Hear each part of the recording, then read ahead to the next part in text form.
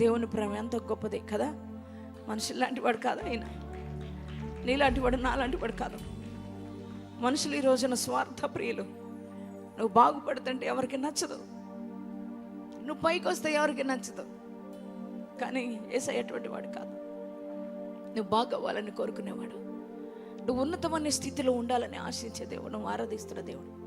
నువ్వు ఏ బలహీనతలోనూ బందీవైపోయి ఉండకూడదు, నువ్వు విడిపించబడాలనేదే దేవుని యొక్క ఉద్దేశం. ఆయన ప్రేమ గొప్పది, ఉన్నతమైనది, శక్తివంతమైనది.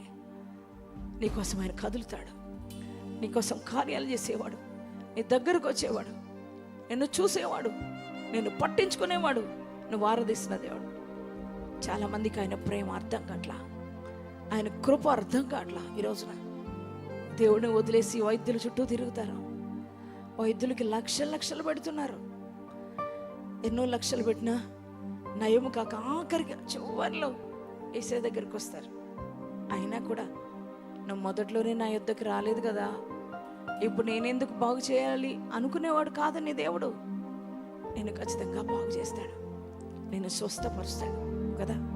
ఆయన ప్రేమ చాలా గొప్పది, ఆయన కృప గొప్పది.